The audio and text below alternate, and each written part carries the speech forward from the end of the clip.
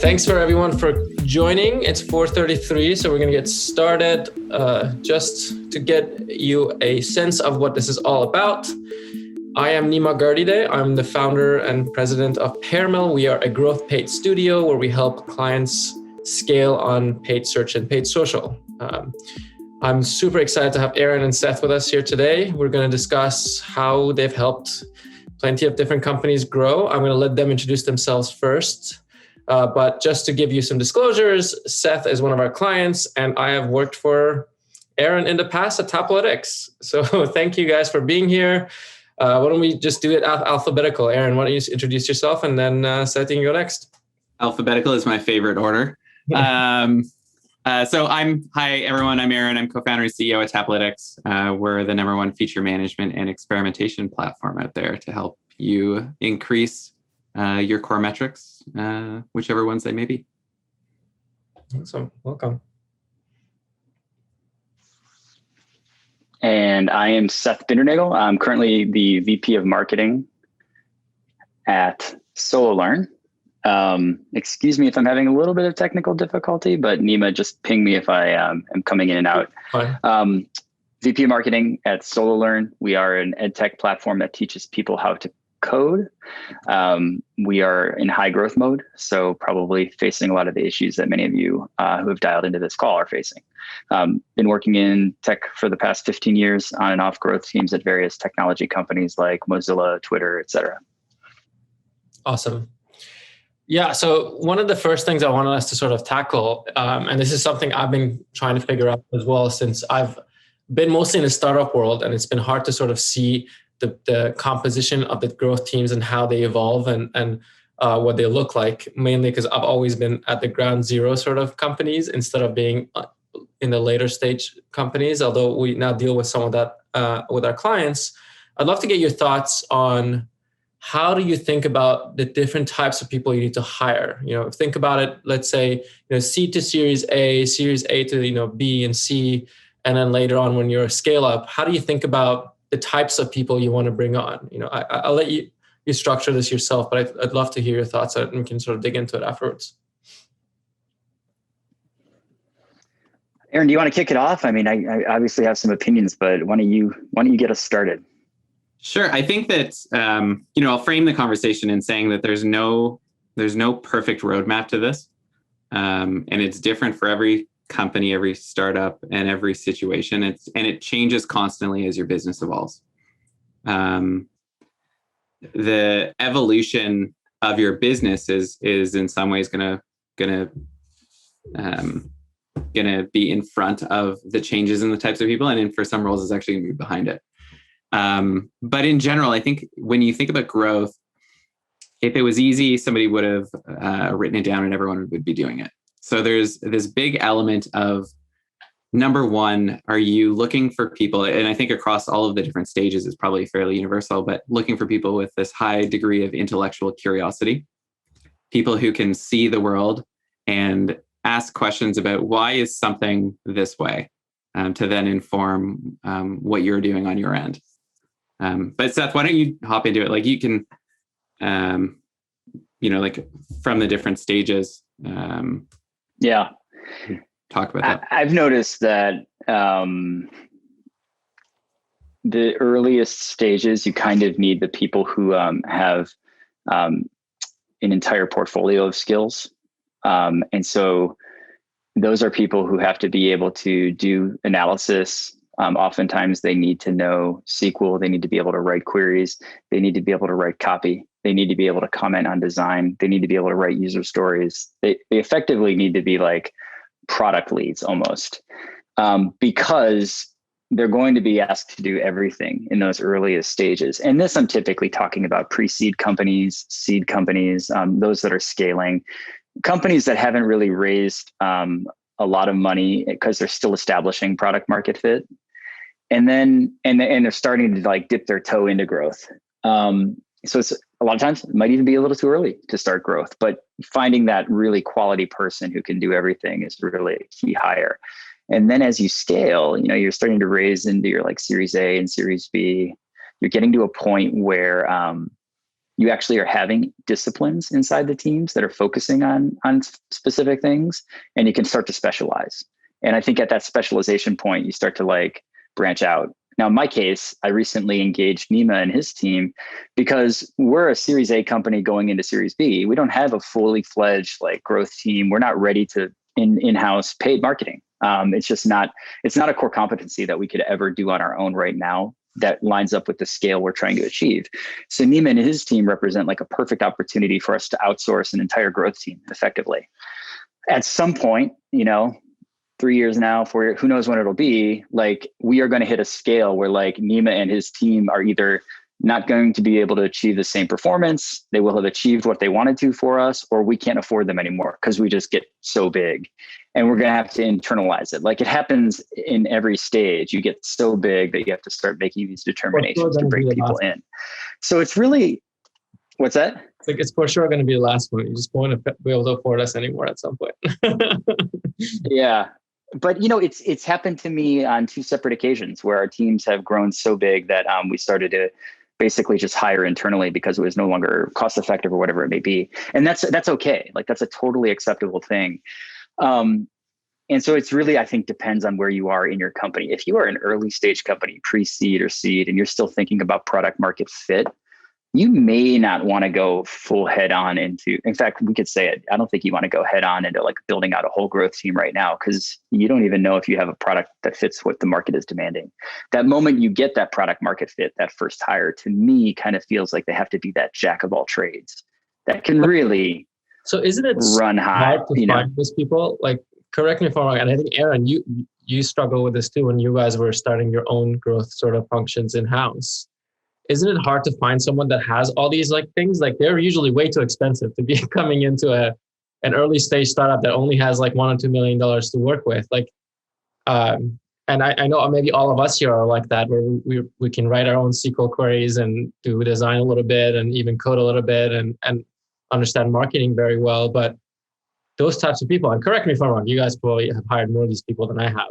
They're expensive, like they're hard to find. And usually they're founders, because if you're this good, maybe you should go found your own company and work on it. So what do you guys do there? Like, that's an interesting problem. Yeah, I mean, I think that you need to set the bar properly. The cost of the person is not usually the limiting factor. I think it's more about the availability and finding somebody in that kind of role. And I agree with you. I think a lot of the people who are doing that are probably off founding their own things because they can. That being said, if you're able to find somebody who shares some of those attributes, they can tick some of those boxes, and most importantly, see the other ones as an opportunity. So the fact that they don't know SQL, if they're looking at that and saying like, I don't know SQL and this is going to be amazing, I get to learn SQL, then they'll learn SQL and they'll accomplish what you need to do, or they'll find someone else to do it. The person to look out for is the one that says, I don't know SQL and I don't know how we're going to do this. Because you don't know at an early stage, you're not going to know how to do anything. Like you're not going to know how to position your product in the market. You're not going to know what channels, like there's way more things you don't know how to do than you do know how to do. So taking that on head first is so key.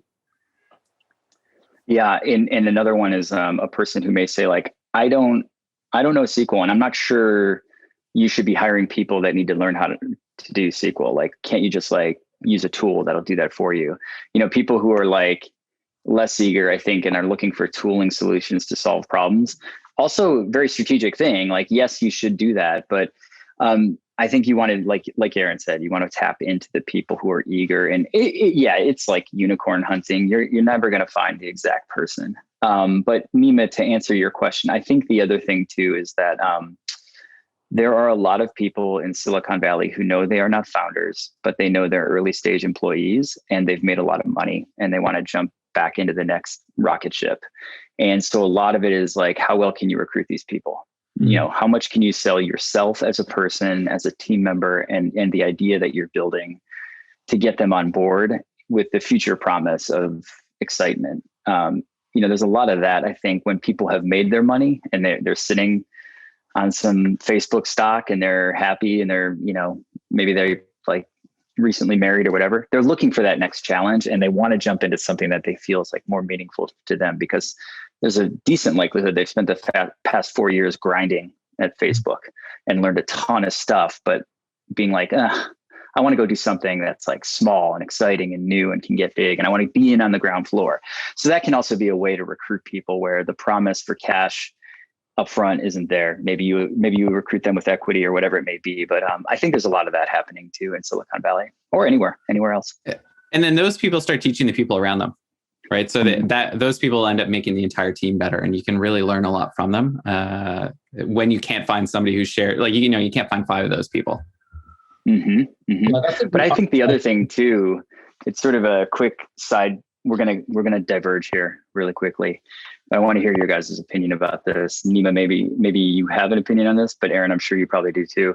Sometimes when you bring folks like that in, I think one of the things is like, if you're the founder or the manager, it's really important to keep them like thinking about the project that they're working on, and not always go back to when I was at Instagram, we did this, and this. Because I've also been at companies before as well, where like people will always kind of reference their like what we did in the past. And I think one of the things I've learned being at like 3 or 4 high growth brands now is that there's some underlying principles that are universal, and then every brand is different. And like, that's another thing to be aware of when you're looking for those early people. Are they willing to accept that they know a lot and at the same time may not know anything at all? Do they have that like level of humility built in where they're like, I don't know, let's get in there and find it out, because if they have that, that's like a really strong marker. Yeah. And if they can synthesize, like, when I was over here, this is what we did. And like, I think that the reason it worked is this. And, can you apply that principle in this new situation? Because, if it worked then other people are going to know it, and it's not going to work the same way today. I've been on the receiving end of that a bunch of times, especially with, we work with some of these like ex-Apple or Facebook or Google folks that are VPs at these startups now, and they'll say stuff like that. And it usually like makes me roll my eyes because, yeah, it was great because you had Facebook behind you when you were doing this. It's very right. When you're trying to scale a tiny startup and it's a different problem. Or maybe they misunderstood the power of the brand, the company that they were with before, where they're like, well, it was so easy for us to get these cost dynamics out of these networks. And well, but the reason is because you had a global brand behind you when you were trying to convert people, and it's just a different game. Yeah, I totally understand that. So maybe the underlying principles thing is an interesting one to a little bit dig in. What are the underlying principles that you think are you've seen a couple of times? And Seth, you've clearly been part of now a few of these big companies: Firefox, Strava, Twitter. What are those things that you carry with you through these experiences? I think people who are willing to explore the entirety of the funnel and understand attribution as an incredibly complex problem is like a universal thing that I like having conversations about. It doesn't mean like if someone came in and they're like, well, when we did this is what we saw, so therefore it's going to work at your company. That's a no-no. But like, if they're willing to get in and like take my understanding of like the current state of attribution to the next level, or push me on something that I might have a deep understanding of, so that I can then make myself better. So like, for example, when I got to Strava, I was really just getting into being on like deep into like leading like a highly technical growth team. And one of the people that came in that we recruited in really has a deep, great understanding of things like attribution and incrementality and things like that inside the paid world. Now, admittedly, I didn't know much about incrementality. I'd like read about it and done, read some blog posts or whatever, but like we were doing paid at such a huge scale that we really wanted to see if our ads were incremental. And his ability to like not suffer from like the curse of knowledge and be able to explain to me as in like almost like layman's terms to get me up to speed so then I could start challenging him on what we were doing was great. Because like there were moments where like I was like, I don't know how you would study incrementality, like, and then we would go back and forth on it. The concepts were understood, but like then you get into those tactics. So I think like for me, if you're in the world of growth, like attribution is like just such a table stakes. Like if you can't explain how to attribute your users to the various tactics you're putting into place, then you're like probably not going to be a good fit for a growth team. Yeah, that's a really good one. I'd throw another one in there. I haven't been at those companies, but when you interact with the folks who are there, and Seth, I'd love to hear your view from the inside, but you really get the sense that the people love the product. Like there's almost this magic fit between the person and the product, where you have to love the product, you have to really understand it. You've probably spoken, you are a user, you interact with them, and you really understand what's starting to make the users tick, to then ask those questions of like, well, why, to drive out the tactics. Yeah, that's a really good point. I think I've been lucky to work at companies where I've loved the product and been a user of the product. Now, Mozilla Firefox early on, like, great. I was one of 450 million people using the only browser out there outside of IE until Chrome came along. Woohoo! I love that product. So did everybody else in the world. Twitter was kind of the same thing. Like early days. Yeah, ubiquitous products that I love. Strava might have been the first product where that really was the case, where I have been an avid runner all my life, and I actually ran in cross country and track in college. So running has just been a thing. And certainly when mobile devices came out and you started to be able to run with your mobile phone and be able to track your geolocation, it all of a sudden like became a thing that all the running community adopted. And when I got into Strava, it was like every single person in that company was like an outdoor athlete. And people would be at work all day long in like sweat clothes, and they'd show up dripping in sweat, and they'd work at their computer all day long. And like, sure, they'd like get a shower. It wasn't a disgusting place, but like, you know what I mean? Like they were like a very active members who really loved the product. And SoloLearn's the same way. Everyone that's on staff at SoloLearn really loves learning. They love learning science. They love diving deep into what are the things that makes the human brain retain information better when you're trying to learn a subject. And they love code. It's a bunch of developers. So it's fun to work at those companies, and you can even interview on that, as you're kind of suggesting, Aaron. You can try to find people who are like, yeah, man, I really love teaching people stuff, or I'm a teacher, or whatever it may be. Yeah, it's just like the equivalent of almost like founder market fit, but almost like employee or marketer market fit, where we're working on, you're just very into. We talk about this a lot. I mean, we have the same thing. Like I think agencies, you have to be very into cracking growth for people, and it's if you're not excited about this like conceptual thing, you're gonna hate it. And we found out this like the hard way, I think, through the years. And now we look for this like sort of gear for mastery on what you're doing. And those people, they just love it. And they are way better than me almost at it, because my thing is just company building. I'm much more interested into that than figuring out if the specific market is going to crack.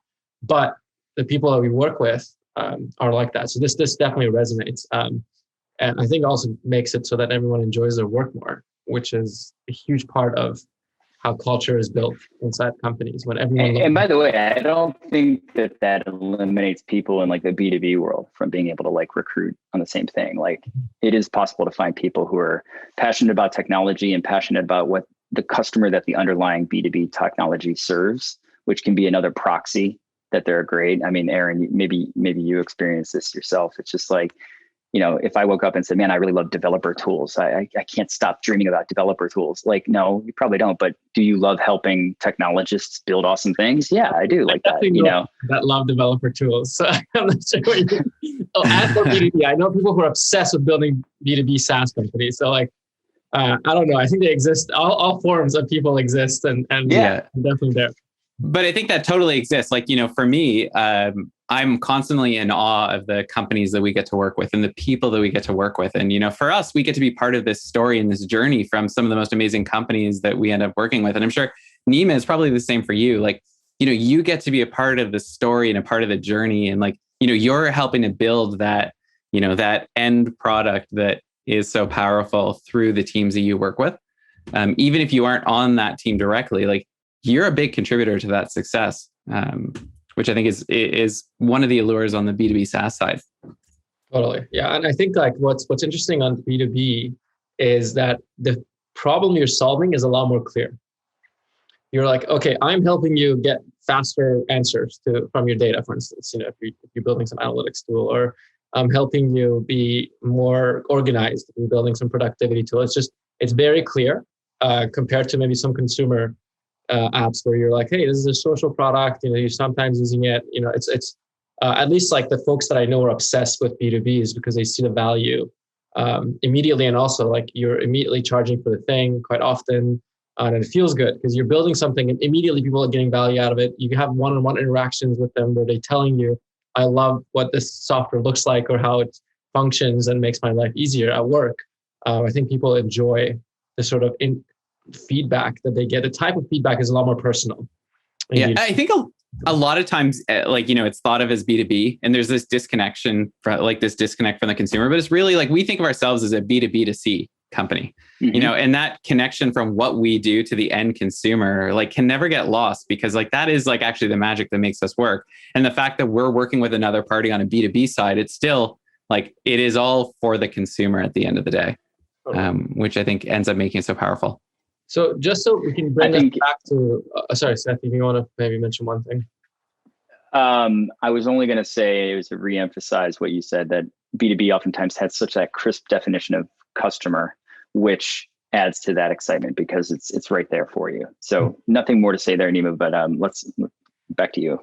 Yeah. So I want to touch on the attribution stuff because I think it relates to another topic we were discussing in the pre-interview, which is how do you approach infrastructure when you're trying to build a growth team? Do you go out there and buy Segment or buy Tapalytics to do your experimentation and feature flagging? Do you build that in-house? I think maybe Aaron, you can start here, I'm sure, because you probably hear all these different reasons why people don't want to buy your software. So I'm super curious to how you guys think about it over there. Yeah, one of the moments that stands out for me was early days. I think it was sort of near to when we came out of Y Combinator and we started selling our product. We got this big pitch in a really big brand name company, and we're all sitting around the table and everyone was super into it. And they're all excited. And then there was the classic hippo, your highest paid person's opinion came into the room and said hey, no. We don't, we should just be building everything in-house. We should be doing everything. What are we doing bringing this in?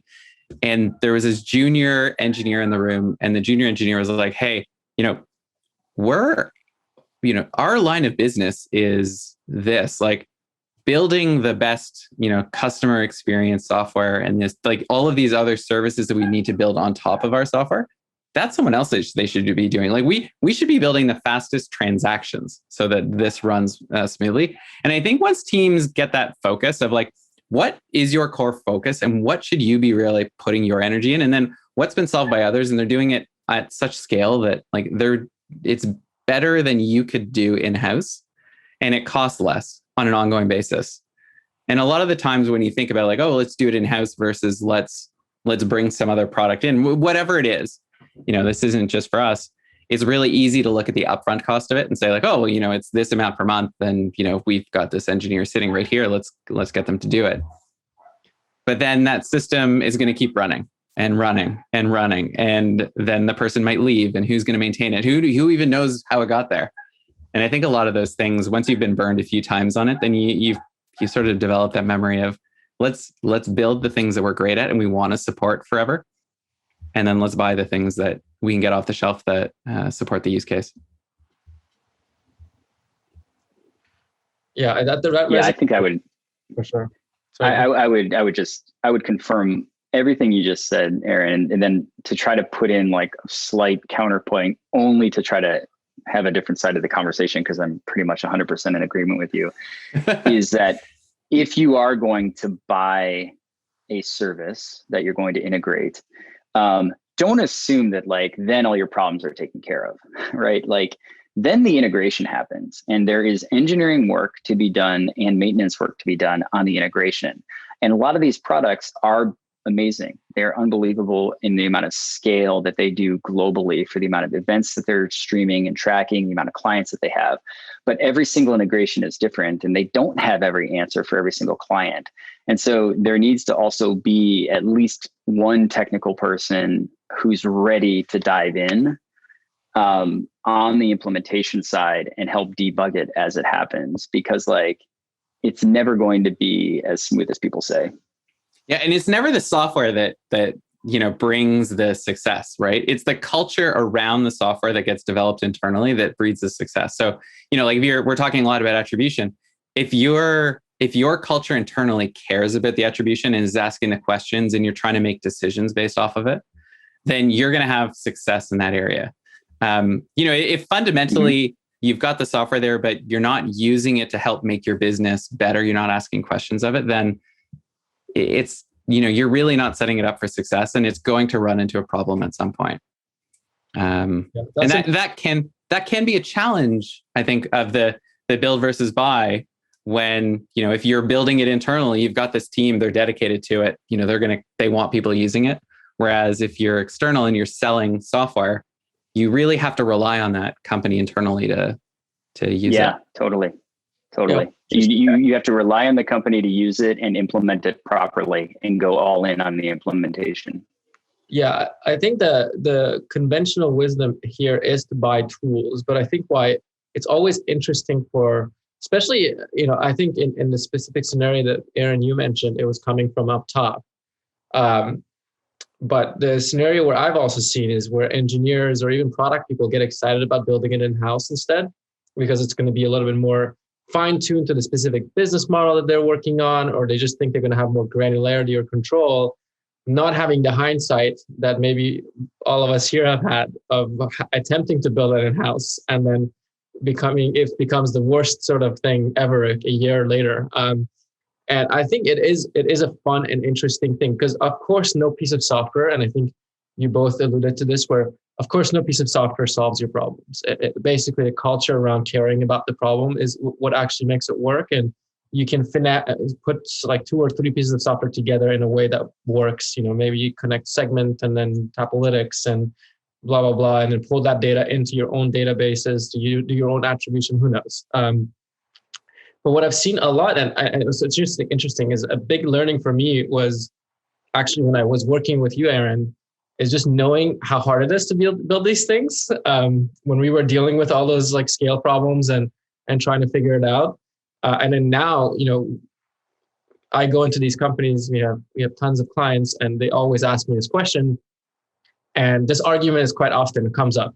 And a lot of times it's surprising to me that it's an engineering thing, where they look at it like, of course I can build this. It's going to take 2 sprints and we're going to be good. And I can't tell you how many times I've had to like show them other companies who've done that, give me the exact sort of thing and show them, hey, look, they attempted to build an attribution modeling system themselves on Looker. They're still at it. It's been 6 months, and it's an interesting problem, but I think it looks easy from the outside. When you haven't dealt with the sort of minute issues that come up, and it's way easier when you've dealt with it before, and hey, I'm just going to rely on some of these tools to do the basics, and then maybe I'll do my own sort of analysis on top. Well, and typically a lot of those, like when you're comparing that decision, you might be doing it off of kind of the base idea of like, oh yeah, we could get that going. And you probably can get, one, like very small use case of it up and running.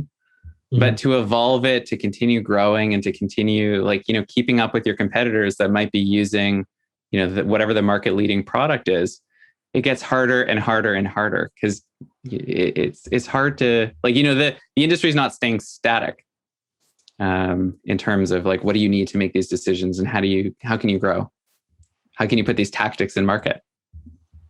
Oh yeah, like even an example of experimentation, like there's just so many channels. Let's say you built one and it was working on web, and then now mobile came along, or TV came along, and all these sort of different channels came along. And you're going to invest another like 3 months of engineering time to support that channel now because you hadn't thought about it before. It's definitely something that I think also because people feel like all these big companies are doing it in-house, they feel like they should do it as well. Because if you like go around and you're like, hey, I want to know what growth engineering is like. Who's really writing about growth engineering? Pinterest a little bit, Airbnb a little bit.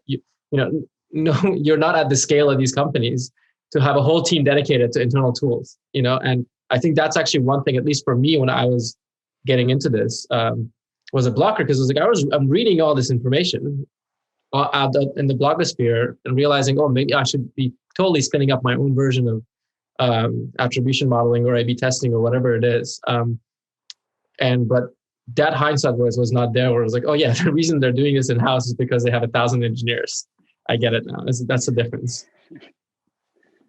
Yeah, that is definitely the case. I think when you get to these bigger companies, there's also the scale of these huge companies. So like a company the size of like a Google or a Facebook or whatever, like they are never really going to buy, oh, they might, but in general, they're not really going to buy their own services, because like they are so big and they have so many engineers that like it's not cost effective for them to do that as well. So like it goes back to where we started this conversation, Nima, like where do you hire who at what stage? It's sort of similar, like when do you buy versus when do you build? Every company is going to get big enough that you're going to have to internalize some of these tools, because like, frankly, like their systems, the third-party systems are not built to scale with like the amount that you might be doing one day. The amount of data requirements that you may have one day just may not scale. The way you have to pay on that data to that third party may not scale. So there's all sorts of issues with that like, where is that crossover point where like you have enough people, you're big enough, you make enough money, your data requirements are so huge that you're just not going to be able to scale with the service. I get the feeling my audio might be delayed just a little bit, so I'll just keep trying to jump in. And if you guys can have some patience to let me catch up, that would be great. And if I can't keep up with the conversation, I am here and I hear you guys. So I'm sorry about that, but I'm still deep into it. Yeah, I think we've been, I mean, I don't know about you, Aaron, but it's been easy for me. It's been looking. Yeah, no, it's okay, great. Cool. Yeah. Perfect. Thanks, guys. Maybe the next one we can tackle, and this is something I think has always bothered me, especially because I'm in paid growth, so data is very, very prevalent, is sort of this like phrase became very popular for a while, and I'm sure you've heard it, is being data driven. And as with all these sort of simplified phrases that try to explain a concept to people, like growth hacking, for instance, which has its own problems. I felt that at least this is exactly what happened to me. I actually was one of those folks that read this phrase and was like, oh, I completely understand what this means now. And started reading about statistical significance and all this sort of stuff. And I was like, well, we don't have significance on this test, so we got to wait 6 more months before we can make a decision on this. What do you guys think of that phrase? And I think the one I like a lot more recently is data informed. But yeah, how do you think about using data, especially in the earlier stages where you don't have, Facebook level traffic to be testing out millions of hits per minute? How do you guys think about the process of making decisions where you have basically incomplete data in front of you? Yeah, that is such a good conversation. Organizations really need to be sensitive to making data-informed decisions. And not like throw the baby out with the bathwater. Like you could have a great idea. You could do 5 to 10 customer interviews with like really, really knowledgeable power users. You could look at like all the sort of very subjective but app store reviews on your app. And you could start to build this body of knowledge of like what is the right thing to do and try. And then you could have a data person that could say like, well, we just don't have the data to prove that we should do that yet. So like, let's just not do that. And like, you can really stifle innovation if you're always trying to turn to data to confirm answers. At the same time, like, I think everybody sort of thinks that they could be like Steve Jobs one day, who just was like magical and could like, say what was awesome. And that's obviously not the case. So like, it's this really delicate balance between like knowing your product, just knowing from like a pure intuitive sense what the right thing to do is, and then using data to support those things. I mean, we could spend a lot of time talking about this because there's all sorts of stuff that people just don't actually understand how to analyze data. Even if they're data people, they might be like, oh, that's not stat sig. And I'm like, well, do you even really know what stat sig means? Like it's a very complicated thing to talk about sometimes internally. And people get very crippled by like, well, the data doesn't say it, so we shouldn't do it. I'm not saying you shouldn't look at data. That's not what I'm saying. I'm just saying like, don't let it stifle innovation. Yeah, I'll take a different angle at it. I think a lot of times data driven means start with data and then lead to the question. Whereas I think my view is that you need to start with the question and then answer it as best as you can and complete as much of the view as you can using the data, knowing that you're never going to have a complete view and you're going to have to make a decision on incomplete data. And use the data to answer the question, not to start the question. So like there's so many, there's so much data, it's becoming easier and easier to analyze it. But without a question, then the data is meaningless. Like, what is it inspiring you to think? How are you, like, going back to the intellectual curiosity, like, what are you curious about with this data? How are you going to use it to answer some question? I think that is the core thing that sometimes can get lost when it's distilled down to just data driven. You know what I remember, like in the early days of working at Mozilla, and I'm talking about like Firefox 1.5, Firefox 2, Firefox 3, where new features developed in the browser were just really creative engineers that just sort of knew the way that the web worked, and they knew they had to go and build these things. One of the features that Firefox launched was private browsing mode, which we all now know as incognito, and we know it throughout the web because a lot of people use it for whatever reason. And there was no real data to suggest that this was like something that like would have mass adoption, but there were like this incredibly informed group of technologists that understood why a mode on the browser that would prevent things like cookie tracking would be an advantageous thing for certain types of users. And so there's like that interesting combination of like technologists who are really smart and understand their product so well that they can kind of see around a corner, and then they can collect data to validate that that feature may or may not have been a good one, versus like you said, Aaron, just like using data to go in search of a problem rather than like thinking about what are you trying to solve. So it just reemphasizes your point that it has to be this balance between like there was never like the group of like computer scientists and engineers that I worked with at Mozilla were far and away the most gifted engineers I ever worked with. And they crave data as much as anybody, but sometimes it just wasn't there. But they were really gifted at like building a web browser that made the web work. You know what I mean? So like, it was really interesting to see that happen. And it was at a time when there wasn't data collection like there is today. It didn't exist, you know? So it was really interesting. And there's also the other side of it of like, you may not have had the direct data of how many people are going to want to use incognito mode, but you probably had some of the broader data points of like, well, how many users do we have? You know, what percentage, even if it's a qualitative basis, what percentage of users do you think might run into this problem? Or even within the office, like, you know, what percentage of people there would want some feature like this? And, you know, you can start putting it together and roughly getting sizing that can help inform that question of like, should we build it? Because like the question of should we build it is really like, it should be, should we allocate capital to this product or this decision? And it's a capital allocation question.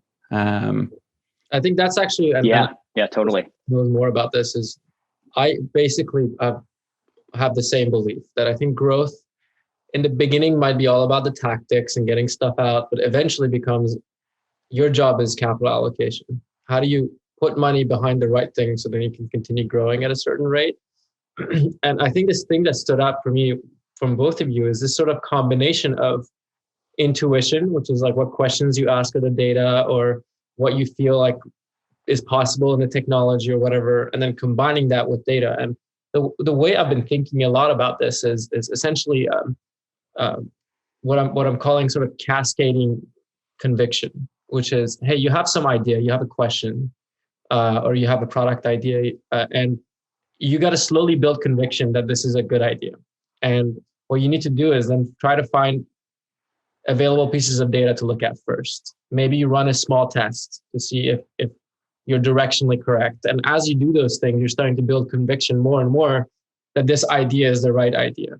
This sort of approach works very well for our world, or my world, which is paid marketing, because we never want to grab all the budget and put it on one idea that we have, right? It's just not going to work, or it could completely screw up the cost dynamics of what we're doing for our clients. But there are some ideas that could change everything when it comes to the costs of, let's say, running ads on Facebook. And in fact, we've like discovered at least 3 of those in the past 2 years that we've been running the business.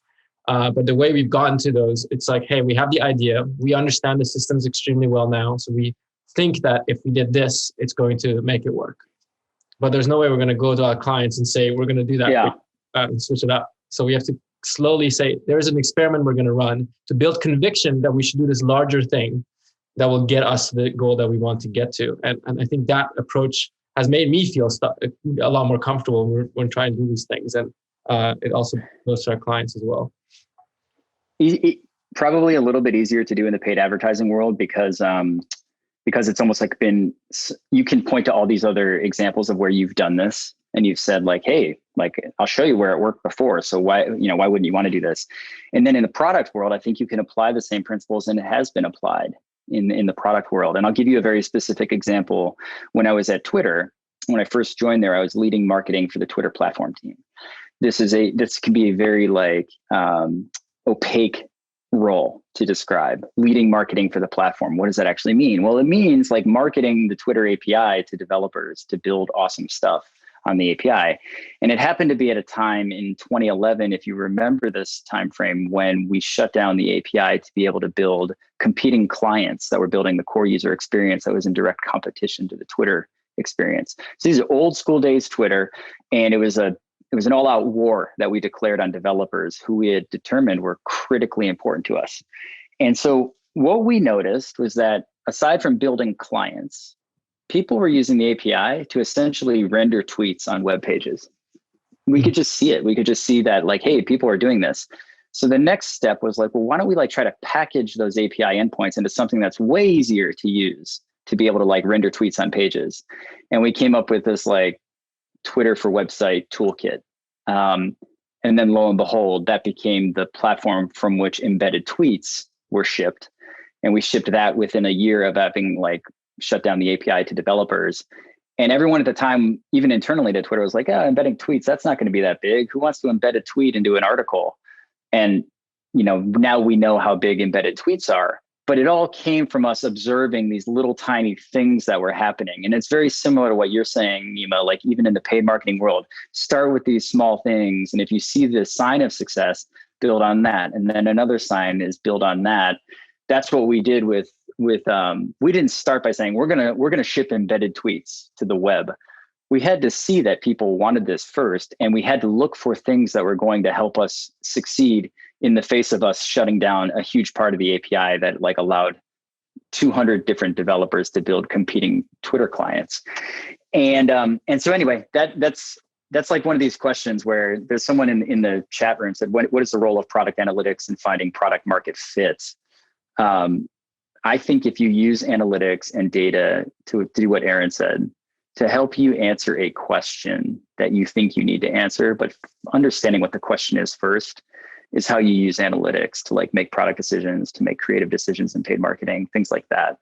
But like, I don't know, it's rare I feel that anyone walks in and goes, this is what we're going to do and it's going to be amazing, unless you're founding a company.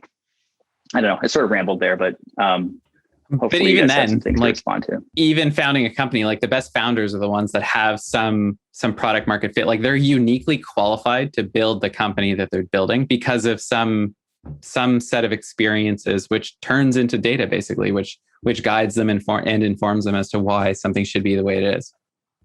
Yeah. It's an interesting problem because I had a couple other folks on the podcast the other week. One of them was a CTO of Webflow. And, I think we align a lot more than I did with Brian, who runs Webflow, on how to make these types of decisions, because what they had done is basically almost 10 years ago now. You're like, well, this is ridiculous that we don't have a WYSIWYG tool to build websites that actually doesn't suck. And that has still been the product vision. It's 10 years. It's a very simple thing that they're trying to achieve, but it just happens to be a very hard technical problem. And it's going to take a long, long time to get it done right. And over the past 2 years, I'm sure you guys both know, they're blowing up because they finally hit that inflection point where the product was so good, where just no one will use any other tool, and they're becoming one of the market leaders. And that always screws with my head with these things, because a conventional wisdom might be that you just kind of ask questions of your customers and you go back and start building things based on that, and you slowly build conviction towards the solution you're trying to build. But I think, Aaron, you just said something that made me think is like maybe their backgrounds or their sort of where they were in the world gave them all that information. Where by the time they were building that product, they're like, we know this is going to be a thing. Yeah, I think there's a lot of data that we have that is hard to quantify directly and put down, right? Our brains are so good at synthesizing data and creating patterns, like to a detriment, right? Our brains are programmed in a way to create patterns out of randomized data, right? And sometimes we can take disparate data points and create a pattern out of it, and that becomes an insight, which is really valuable in building something. And sometimes it can actually be a fallacy, right? Like, so sometimes you're creating a pattern out of randomized data where a pattern doesn't exist. And that's where that combination of, what is the question you're trying to ask? And then how do you use the data that you have available to you to prove, disprove, or create sort of proxies or correlated or causal metrics, if you're lucky enough to do that, although causal gets really hard. But how do you create these metrics to guide you along the way? And avoid confirmation bias. Exactly. And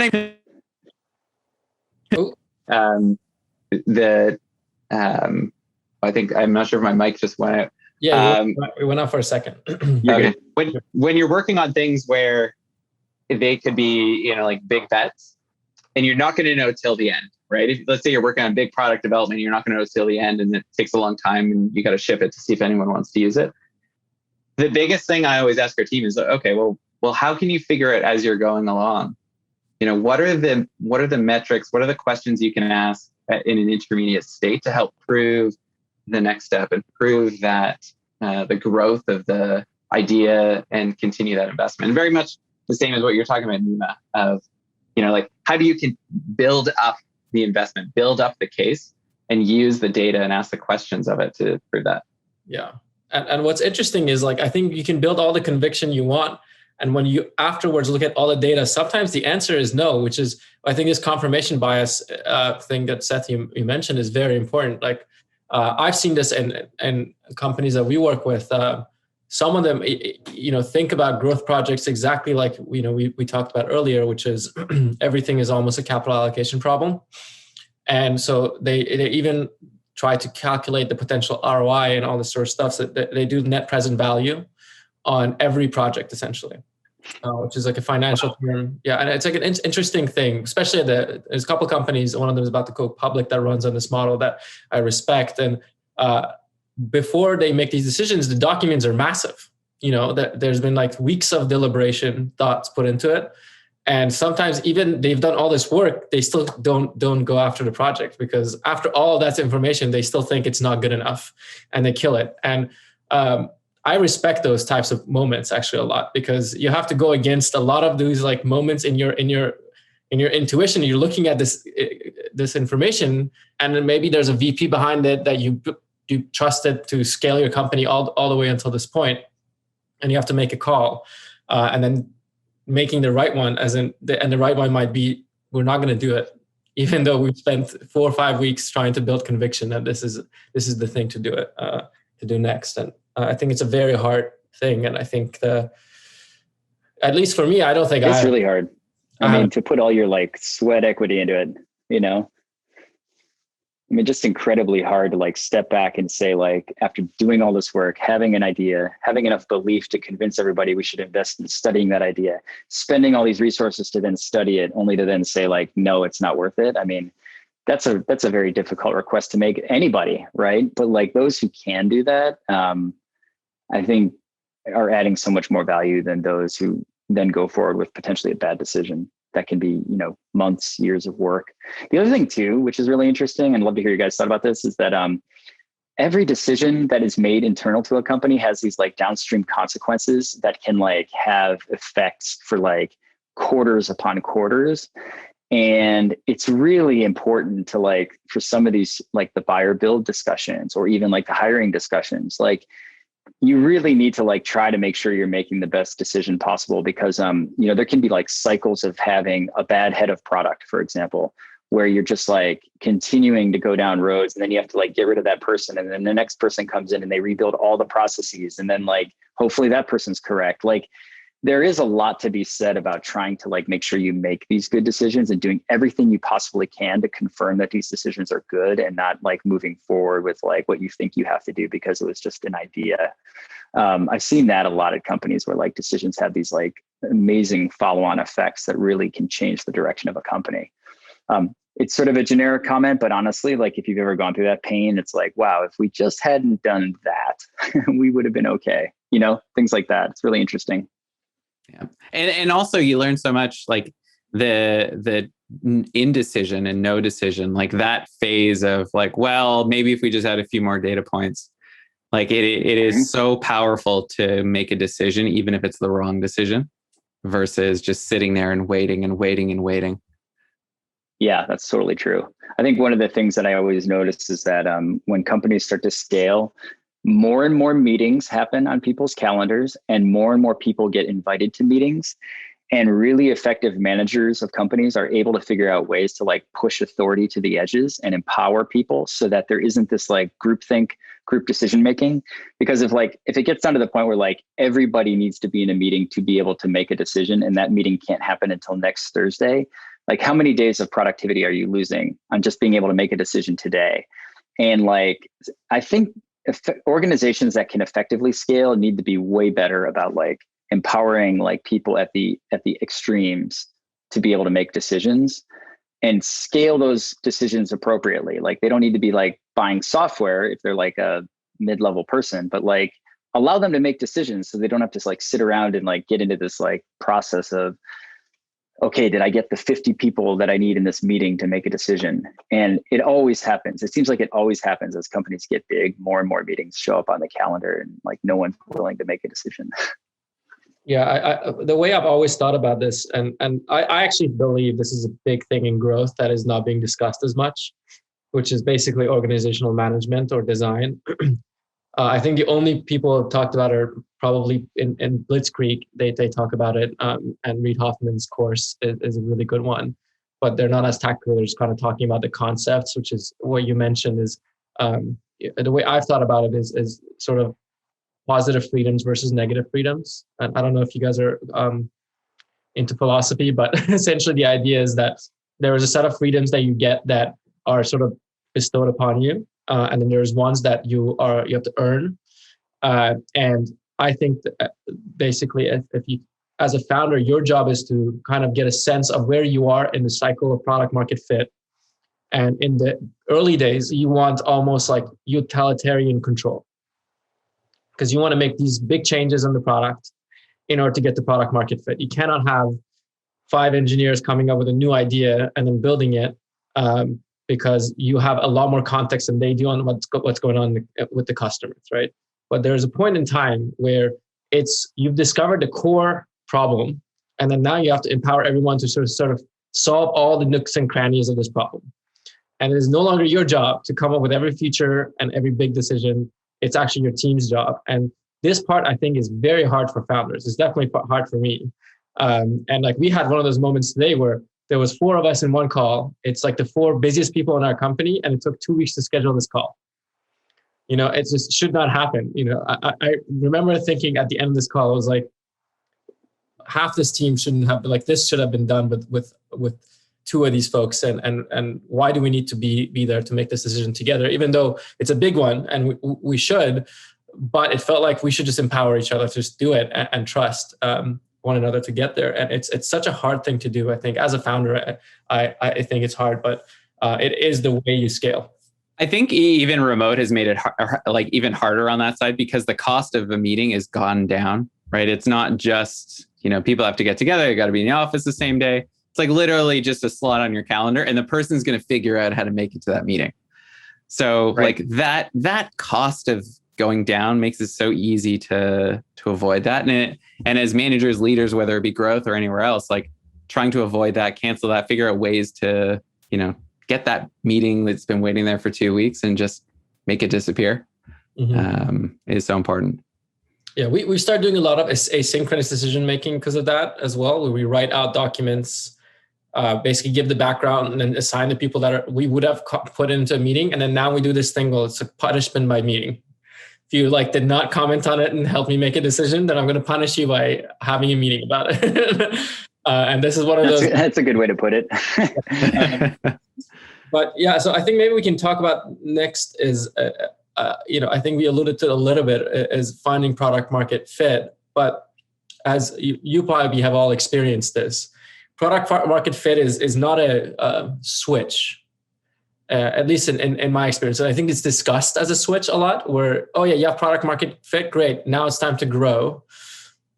But at least in my experience, there is different stages of this thing. You might have discovered a problem that works, but that problem's value for your company is maximum $50 million in revenue. And then now you have to go to the next stage of the problem to be able to go grow bigger. How do you guys think about it? I think, Seth, you're obviously very good at joining these companies that have discovered some level of product market fit. How have you thought about it? And I'm sure, Aaron, you see a lot of this inside your data. So I'd love to see what you guys think about, and especially in the context of growth, because you become in charge of essentially expanding product market fit eventually. How do you guys think about this problem? I'll start. I think the product market fit, I think is probably your first 10,000 customers. I don't know. I've heard that number used before, maybe, and I'm talking about consumer companies, not necessarily B2B, but I've thought it's sort of how fast can you scale to 10,000 and then maybe another step function above that to 100,000, where you can start to see that there is core usage, and you can start to look at these kind of standard metrics. What are the ratios of daily active users that you have that represent the entirety of your monthly active user? And if that's a high percentage, maybe now the frequency of usage of your product, or if it's just weekly usage, what's the ratio of people who are using it every week compared to those who use it every month? And you start to look at these things and you're okay, cool, we've got something here and we think we have something that fits. Now it's time to scale. And growth is very much a lagging indicator in this regard, because you really don't want to pour a bunch of resources into the growth engine unless you can see some of these core metrics that are indicative of a very healthy user state model, where you're not churning a bunch of people out of your product, you're keeping them, you're retaining them, and you're seeing these healthy retention curves. It almost becomes a math problem at that point, where you can start to see, based on your users, those healthy retention curves beyond 8 weeks, beyond 10 weeks, going even further and seeing those monetization curves. So if you have a retention curve that's flattening out as it heads out to week 8, week 10 and beyond, you probably have some ability to have conviction that you have product market fit. If your curve is going to 0, you don't have product market fit, right? If your retention curve is not retaining anybody, then you're not a product that's actually doing super well. So I think that's the thing that we just spend a ton of time looking at in all the companies I've been at, is how healthy is our retention? How long-term is our retention? How healthy is our old cohorts? Are they still paying us back? Are we able to move those oldest cohorts into a healthier state? And if you can start to do all those things with experimentation, now you have the ability to build a growth process. You have the ability to do things that can move users into a healthier state inside your user state model.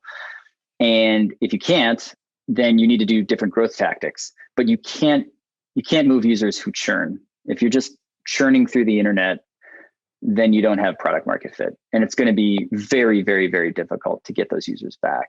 So I would say don't think about growth until you can see some level of healthy retention among that core use of early users. And that number needs to be big enough, right? It needs to be 10,000 people, 100,000 people, something like that. I don't know. Did that answer a question? I don't know. Aaron, what do you think?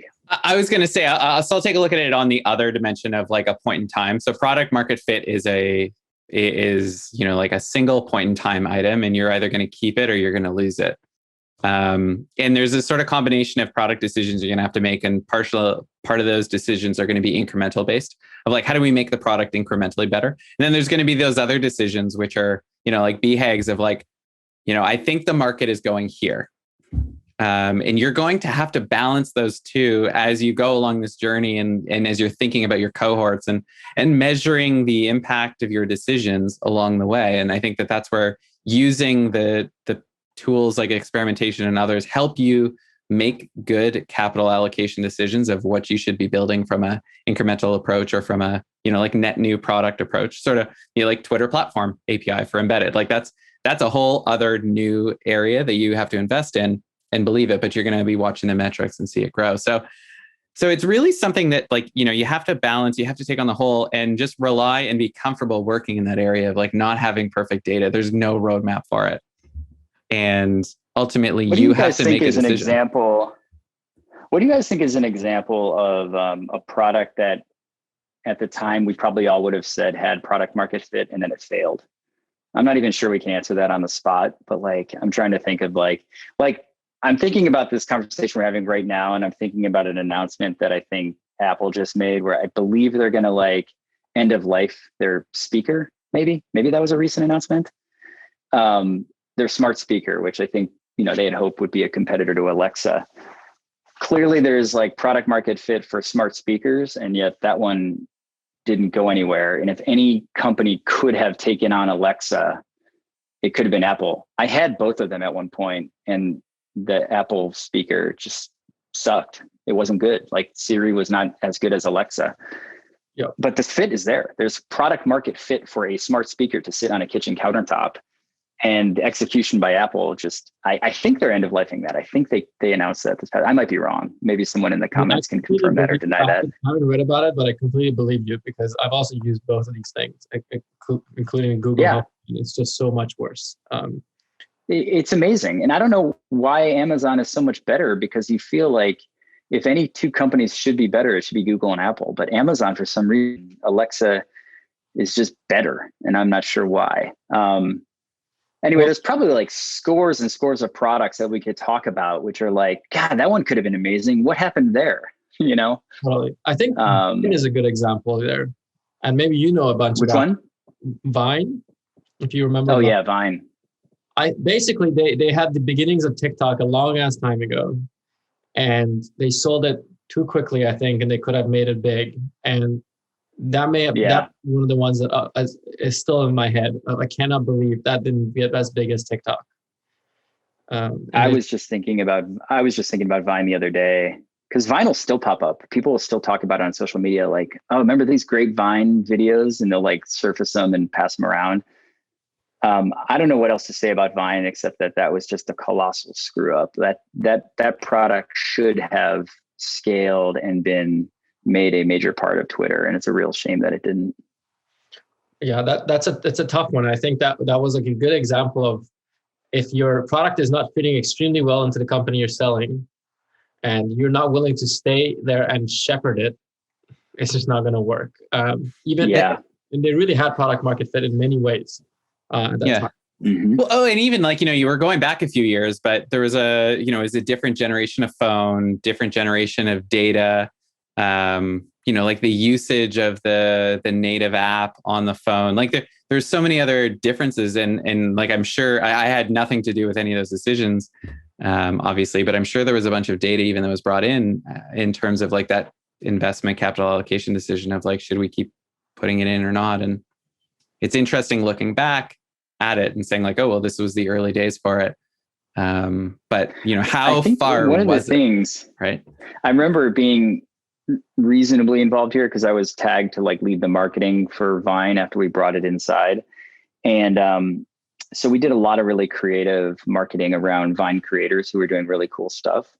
And I think there was too much observation that the only people using Vine were these hyper creative people that were willing to deal with this 6-second looping quirkiness and all the crazy little hacks you had to do just to make a cool 6-second video, so that it was almost the video itself was more impressive because everybody knew how hard it was to make really interesting videos outside of things that just looped.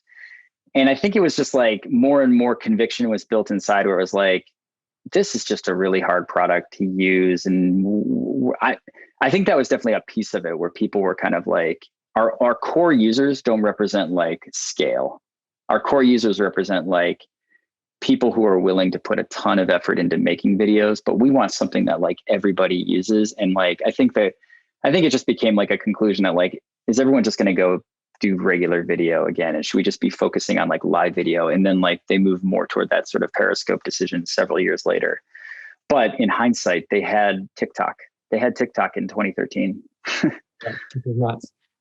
Another example I think I want us to touch on before we wrap it up is Uber, because I think it's an interesting problem, because if you look at them now, Uber Eats is bigger, which is a totally different business than they originally set out to build. And I think that is an interesting sort of product market fit discussion, because basically their main business is at break even at best, or their original business is break even at best in the markets that they're in. Maybe they're making a little bit of money on the very mature markets where they have a duopoly. But Uber Eats is the one that's really making money and it's decently profitable in quite a lot of the markets that they're in. How do I've always wondered, I would love to know how they made that decision. Because if you remember, the first team that did it was actually in Toronto, which is funny. It's where Aaron is right now. Uber Eats was out of the Toronto team, which became, they started launching it everywhere. And who is in charge of this type of stuff? Is it product people? Is it growth people? I'm sure you, Seth, have dealt with this a lot. And Aaron, you probably work with all these people that are making these decisions. Is it the founders? At the scale in which Uber Eats was launching, Uber was already hundreds of people, if not thousands of people. So I just wonder how these types of decisions are being made and who should care about it. Yeah, that's a good discussion point. And being involved in these discussions at places like Twitter, or even early days at Strava, we did, before I left Strava, there was starting to get to these conversations, but like, I think it's two things. One, there's a product org that's thinking about how to extend the core use case to like drive, repeat usage, to drive engagement loops, to get people like using more things, because like sometimes you just run up against your like the end of your core use case, and then people are kind of like, okay, I've done it all, and like so then you have to start thinking as a product person, like what's the next thing we could do to extend this use case? I'm not sure if that's how it happened at Uber. Second to that, there's like a finance team and a corporate strategy team that's thinking about like, how are they going to diversify their portfolio to bring in more revenue? And those are equally smart people who, they may not be product people, but they are like strategy people. And I'm guessing that might be how that decision came to be. Cause like Twitter did this a lot, they'd be like, wow, music is really big. We need to have a music solution. What should we do? And then they go acquire like a small music startup that they hope can take on Spotify, and it ends up not taking on Spotify. But, they do it with like Periscope, or one of the orthogonal decisions that they made inside Twitter, which I thought was brilliant, was the ad platform team just realized that programmatic buying was going to become big. And so they went out and they acquired AdMob. And it had nothing to do with tweets. AdMob has nothing to do with tweets. I mean, it has something to do in the sense that you can serve ads into a timeline, but like getting users to create content that creates like repeat usage and engagement loops has nothing to do with like programmatic buying of like ad inventory. And yet that decision, it was that nexus of like, we're going to monetize our product by like streaming ads inside this great content. And then it was like, oh, wow, this thing over here is like really taking off. And Twitter acquired AdMob before like programmatic buying even got big. And AdMob now represents like a nice little chunk of revenue for Twitter. So I think it's like really gifted like corporate strategy people as well that sit inside these bigger companies that go after orthogonally related companies to acquire. There's also really great decisions that are made kind of upstream of that allow them and allow the teams there the safety to try these ideas. So in the case of something like Uber Eats, they had the feature management and experimentation in place to try it in one small area where if it doesn't work out, they can kill it without any downside risk. So everybody could really feel safe about that decision. They could push they could probably push authority on them making the decision down, try those things. And remember, Uber tried all those different little experiments. I remember like they had a helicopter, right? And then all of a sudden a helicopter shows up in the app. So like the ability to roll those out at a small level, experiment with them, and then look at the data and see how does that increase engagement and continue investing more and more and more into it. Mm-hmm. But like Uber's acquisition of what's the bicycle company they acquired in San Francisco? The red bikes. I can't remember what they're called. It's not Lime, but it was Lime's competitor. Jump. There's an example of where I think they just observed that like mobility in large cities was like migrating toward like individuals riding bikes around because it was way faster than sitting in traffic and way less expensive. And so like, I would say that that's probably an example where they didn't experiment into putting bikes on streets. They just went and bought the company that was leading the market and do the math, like do the net present value math, and then figure out like, hey, is this accretive to the company for sure? That was correct. Probably yeah, exactly. If COVID hadn't happened, that was probably a really good buy at the time as well. I think Jump was great. I think that one will come back. One will come back. Yeah, me too. All right. Well, thank you so much for doing this with me, guys. And thanks everyone for sticking around throughout the whole hour plus. Hope to see you guys more on this podcast. And thanks a lot. Thank you, everyone. Okay, cool. Thank you so much, Nina. Thanks, everybody.